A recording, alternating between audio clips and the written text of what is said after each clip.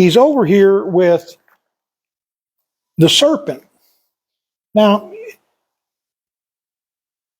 we know that rebellion is bad.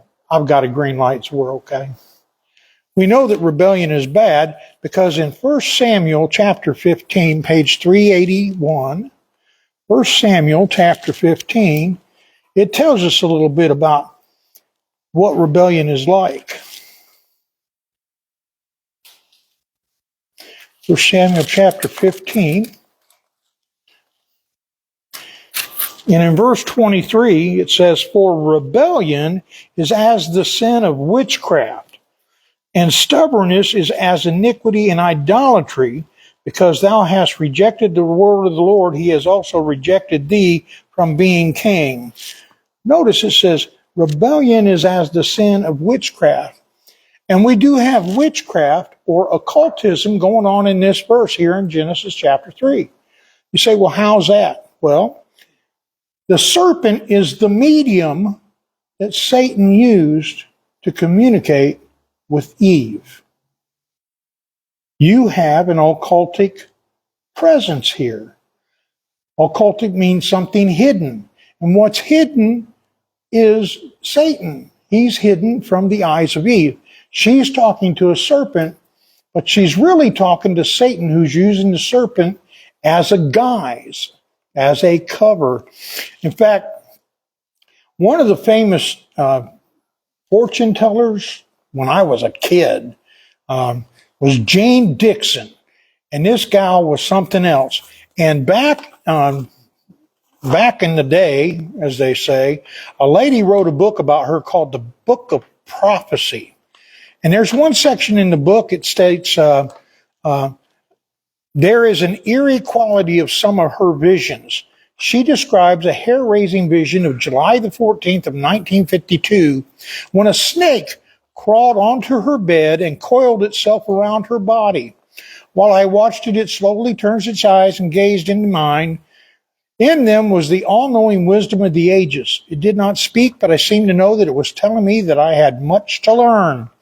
In view of the serpent's encounter with Eve in the garden, the invariable role of snakes and serpents in sorcery, witchcraft, and religions of evil spirits, this vision of Mrs. Dixon is anything but reassuring.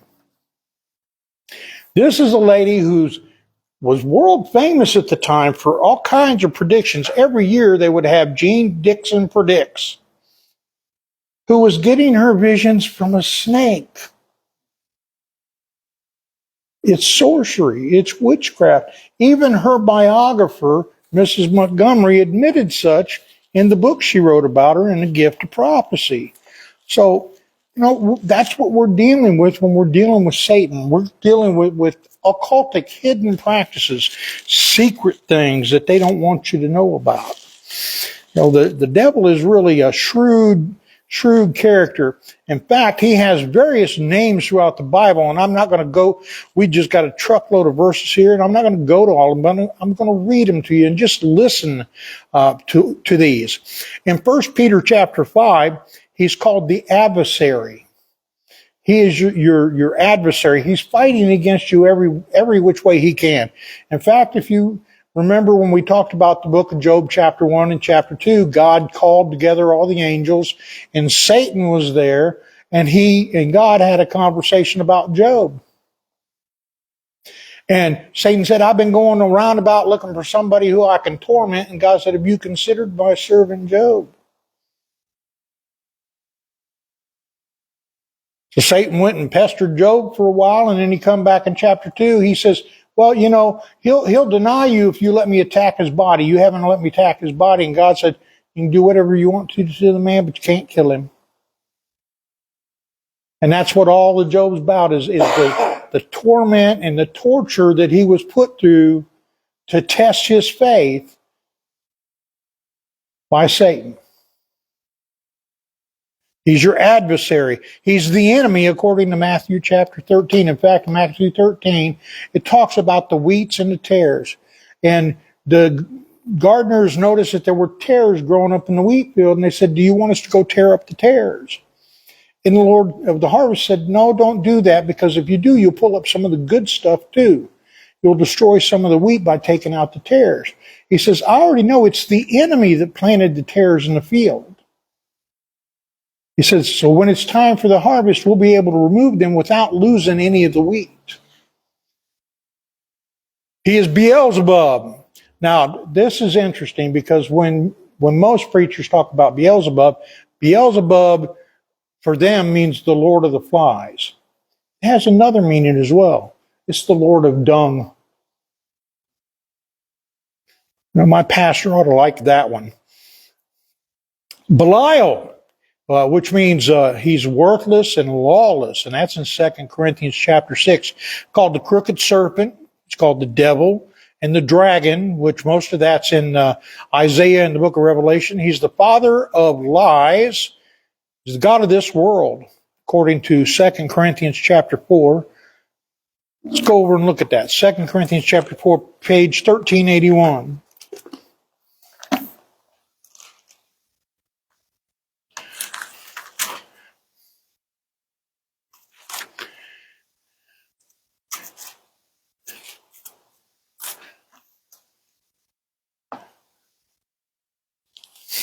And starting verse 3, it says, but if our gospel be hid, it is hid to them that are lost, in whom the God of this world hath blinded the minds of them which believe not, lest the light of the glorious gospel of Christ, which is the image of God, should shine unto them.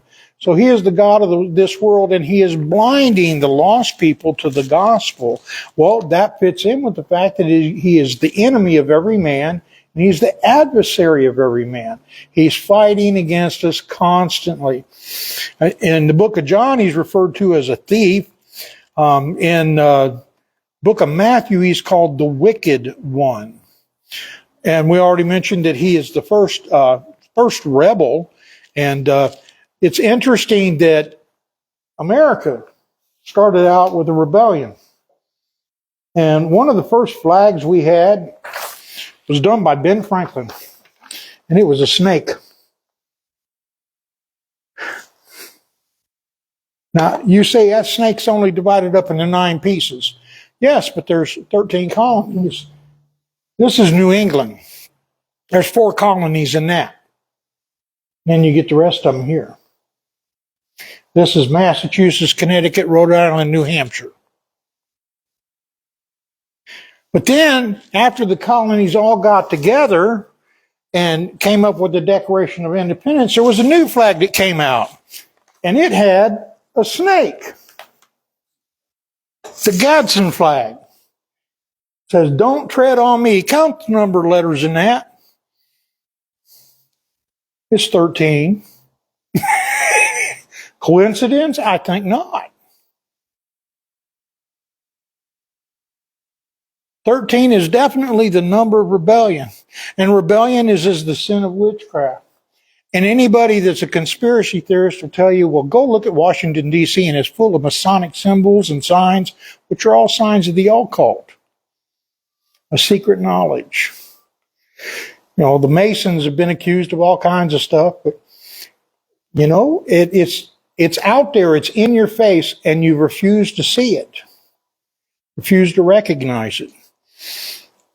But yeah, it just shows how the Bible is accurate, and it shows up in our very own history of our own country.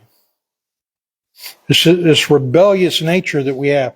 And the serpent was used even by the Canaanites, who we'll see later the Jewish people had to go in and take over the land and kill all the Canaanites because of their religious beliefs and the things that they were doing that were just an abomination of God. One of the things that they did is that they worshiped serpents, and they held serpents up just as an emblem of evil, rebellious spirits that were roaming the earth.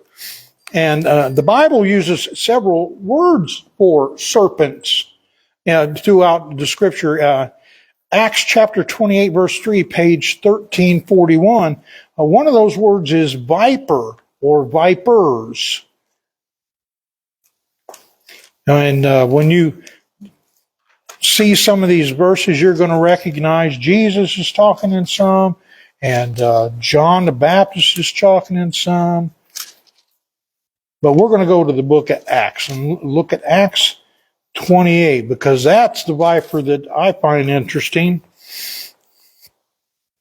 We're going to start in verse 1. And when they were escaped, then they knew that the isle was called Melita, and the barbarous people showed us no little kindness, for they kindled fire and received us every one because of the present rain and because of the cold. And when Paul had gathered a bundle of sticks and laid them on the fire, there was a viper that came out of the heat and fastened on his hand. And when the barbarians saw the venomous beast, page 1141,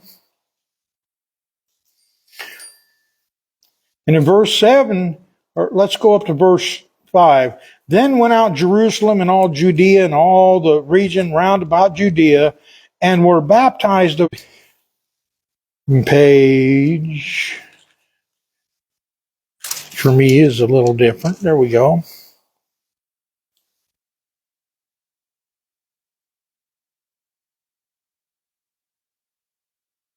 Matthew chapter 12.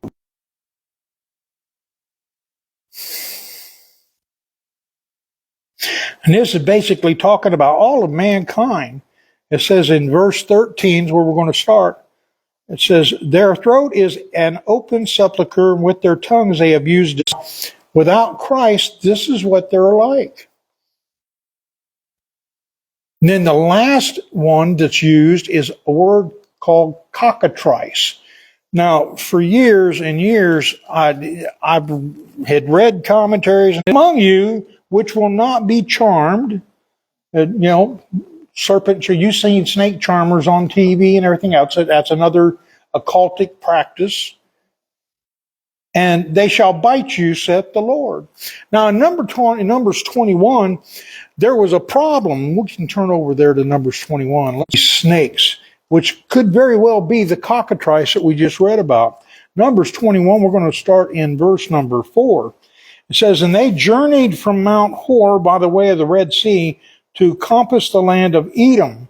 God said unto Moses, make thee a fiery serpent, and set it upon a pole. And it came to pass that every one that is bitten, when he looketh upon it, shall live.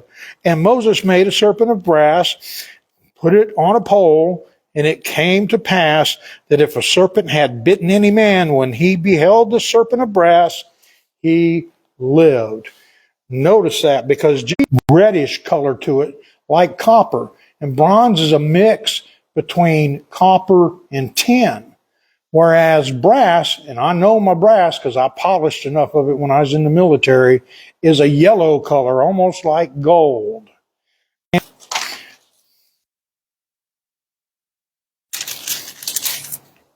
And in verse 4, it's talking about King Hezekiah here.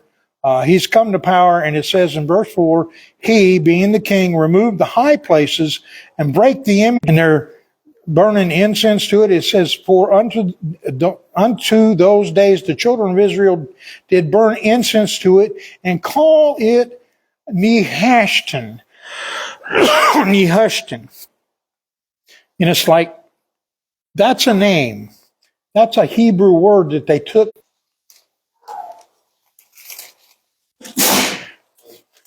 Zoom tight.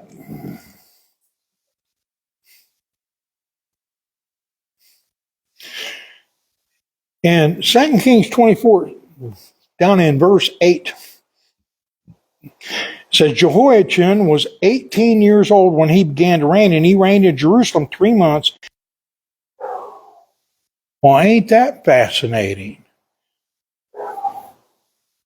That is just all kinds of fascinating. So, what does that tell me about Genesis chapter 3 and verse 1?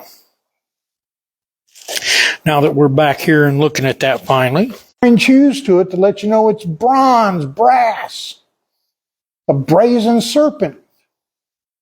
And every time as a kid, when I'd see the serpent that tempted Eve, it was always a yellow gold color. Now today you'll get them, they're green and purple and red and whatever. Kings chapter 18, back at that one passage in verse 4. You learn a couple of other little things as you're looking at that.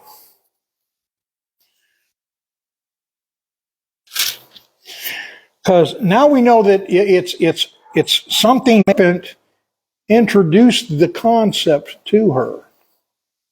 She had no idea what sin was. Adam and Eve was created innocent. Just like a child, children have no concept of sin. Green snake. Now the serpent. And he